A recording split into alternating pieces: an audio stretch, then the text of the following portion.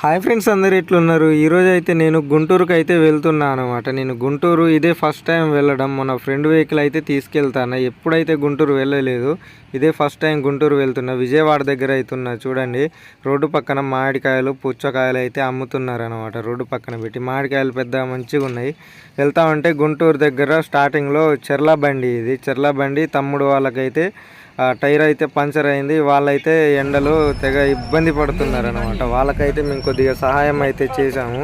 గుంటూరు అయితే వచ్చాను. చూడండి, ఇది మార్కెట్ గేట్ అనమాట. నేను ఎప్పుడైతే రాలేదు కాబట్టి మార్కెట్ లోనకైతే వెళ్ళలేదు. నేను ఏసీ గూడెం దగ్గరకు అయితే వెళ్తున్నా. గుంటూరు దాటి ఒక 50 కిలోమీటర్ల అవతలకైతే నేను వెళ్ళాలన్నమాట.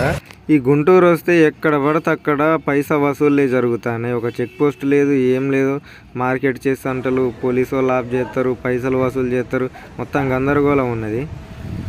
పొద్దుగాల 10 గంటలకు వచ్చినాం ఇక్కడికి, ఏసీ గూడెం దగ్గరికి. ఈరోజు శనివారం కాబట్టి కొద్దిగా లేటుగా అన్లోడ్ చేస్తున్నారు. అయితే పొద్దుగాల వస్తే వాళ్ళైతే అన్లోడ్ చేయలేదు మన బండిని.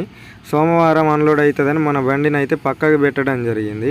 అయితే మేడంకి కాల్ చేసి మేమైతే చెప్పామన్నమాట, మాకు వర్క్ ఉంది, మేము వెళ్తామని, మా బండి తొందరగా అన్లోడ్ కావాలని చెప్తే మేడం అయితే చేపిస్తా అనేసి ఇప్పుడు నైట్ వచ్చేసి 7 అవుతుంది సాయంత్రం.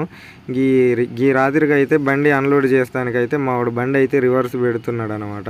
మీరు కూడా ఎప్పుడన్నా గుంటూరు వచ్చి ఉంటే ఈ రోడ్డు మీద ఈ పైసా వసూళ్ళ గురించి మీకు తెలిసి ఉంటుంది కదా.